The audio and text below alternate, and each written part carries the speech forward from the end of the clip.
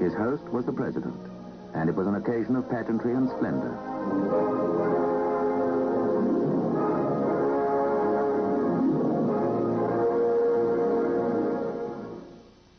Next day, His Imperial Majesty paid tribute at the memorial of President Lincoln, the man who was the unifier of the nation.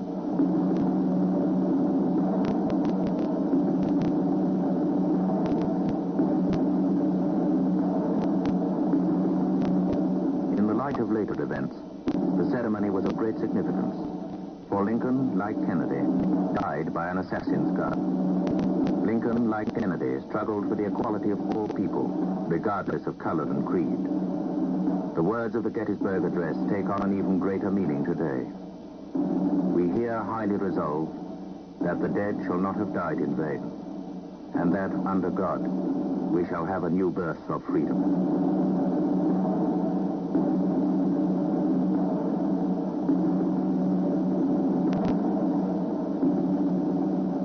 The Emperor, Haile Selassie I, in the name of his people, laid a solid silver wreath which will become a permanent part of the memorial. It was brought from 580 Ethiopian coins. A helicopter of the United States Forces brought President Kennedy to the Woodmont Country Club, where he was to be guest at a state luncheon.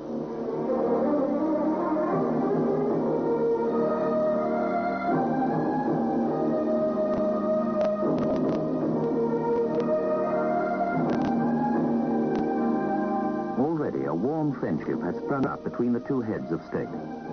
Later that day, they were to meet again, and a joint communique was signed. Before this, however, His Imperial Majesty drove to Georgetown University, where he was to receive an honorary degree.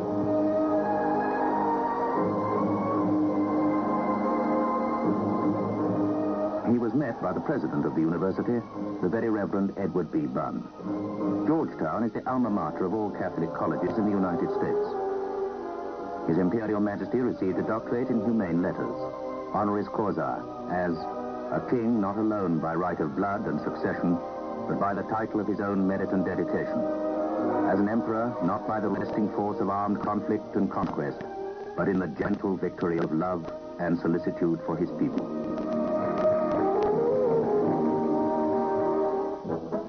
And so to New York, familiar the world over for its towering skyscrapers and tempo of life.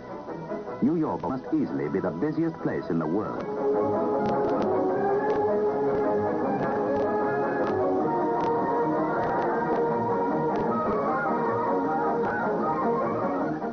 His Imperial Majesty arrived at LaGuardia Airport, and Ethiopia's permanent representative at the United Nations, Dr. Tesfaye Gabrielsi, was present.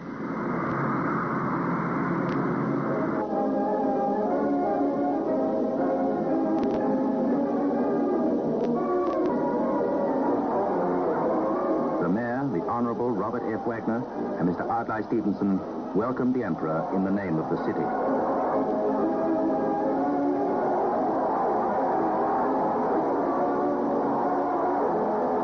Many Ethiopians resident in the United States added their own greetings to the man they know as Emperor.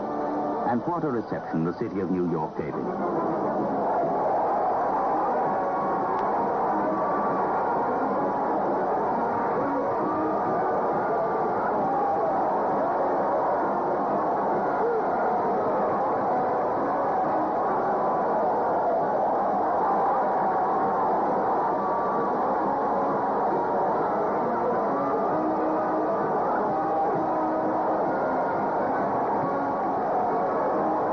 New York's traditional welcome is reserved for those whose exploits and achievements have captured the imagination of the people.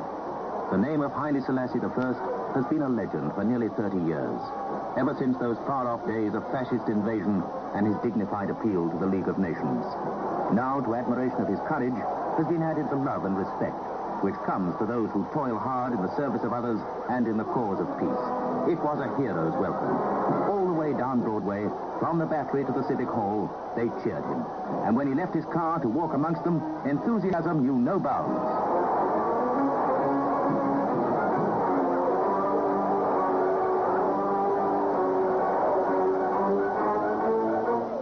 Outside the city hall, His Imperial Majesty received the keys of the city, the symbolic token of welcome.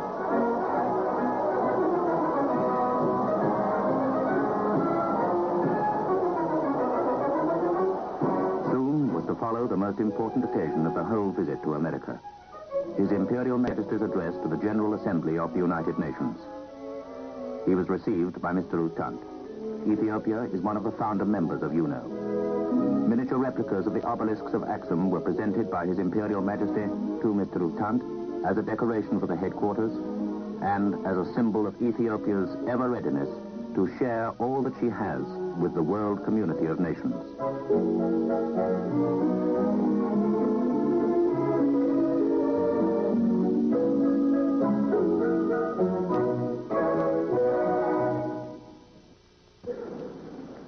After lunch, the Emperor addressed the General Assembly, and he spoke again to the conscience of the world. 27 years ago, at the League of Nations in Geneva, we spoke of the aggressive invasion of our country and about the peace of the world in general. What we said in 1928 has proved to be true. And now, in the institution which has replaced the League of Nations, we have come to say what we feel about the present world situation.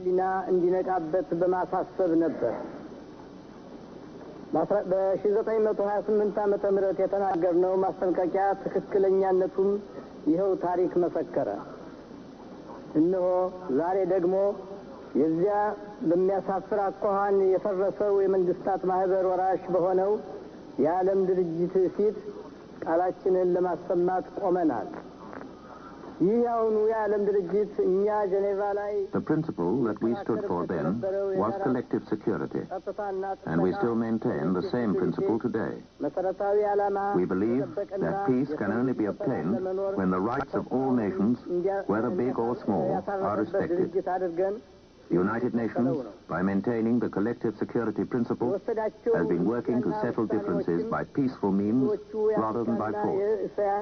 The result of this can be seen in the fact that most African and Asian countries have gained their freedom peacefully.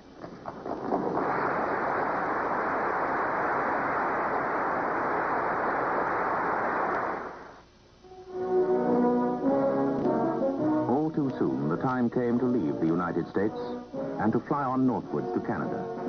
An aircraft of the Royal Canadian Air Force had been provided for the journey by Transport Command. His Imperial Majesty's return to the New World had been a triumphant success. Many affairs of state had been discussed and agreements made of lasting advantage both to America and to Ethiopia. But now, it was farewell.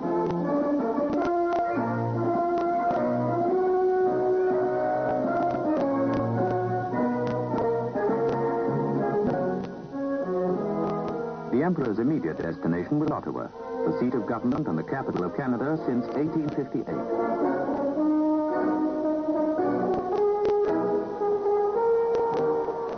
His plane arrived at the Uplands Air Force Base.